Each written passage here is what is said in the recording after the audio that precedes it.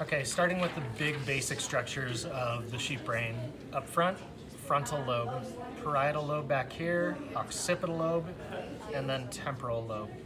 Now, you can define essentially where they are by finding the central sulcus. This is the central sulcus. You can find a artery, big and thick, running between here. So this is all frontal lobe, parietal lobe back here, occipital lobe is going to be back there.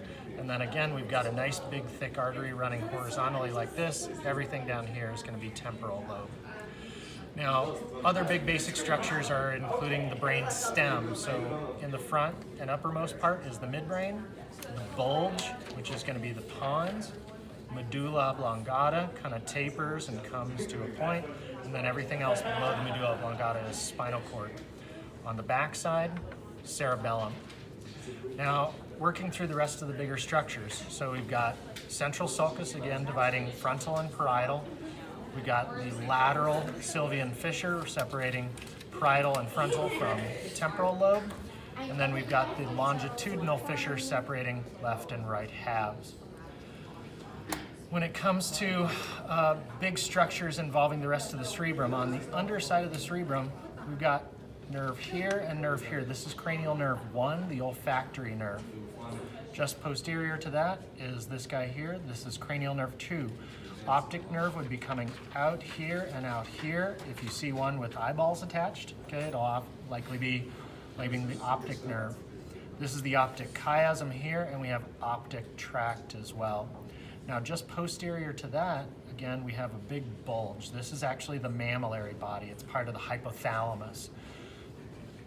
If the dura mater wasn't removed, there'd be a little stalk coming off and a big bulge on top of that. That's where the pituitary gland sits, so it's been removed in this case. This is our midbrain, and on the midbrain we have the cerebral peduncles. These are enlargements on both sides, just kind of lumps on both sides. They're tracts going to and from the cerebrum. Now, also hanging off these cerebral peduncles in this case is cranial nerve 3, the oculomotor nerve. This is usually the last nerve that we can actually find on the sheep brain. All the rest of them are very variable just because they've been destroyed as the dura mater is removed. Again, pons here on the front, medulla oblongata. The medulla gets wider at the top and tapers near the bottom. This is the medullary pyramid, essentially forming an upside down pyramid, and again, spinal cord. Now, if we look on the back again, you've got cerebellum, the longitudinal fissure of the cerebrum. If you pull the cerebrum and the cerebellum apart, you start to get access to the colliculi or the corpora quadrigemini. So 4 together is the corpora quadrigemini. You have 2 superior colliculus, 2 inferior colliculus, and if you even pull both of those back, there's a little tiny bulb in the top there that is the pineal body. It's part of the epithalamus. I think that's it on the whole brain. Half brain, or essentially a sagittal cut brain. Mostly we are looking at the inner workings of the brain. So again, we can have, can you guys quiet for a sec, please? Quiet, please. Just for a minute. Frontal lobe, parietal lobe, occipital lobe, temporal lobe out here. Now, right below all the main parts of the cerebrum, we have this solid structure right here. This is the corpus callosum. It's fibers crossing between left and right halves. Just below that is a space. That's the lateral ventricle, so the first ventricles.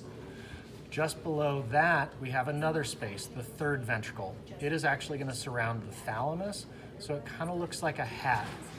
Now, between the lateral ventricle and the third ventricle is the fornix, this little solid structure here.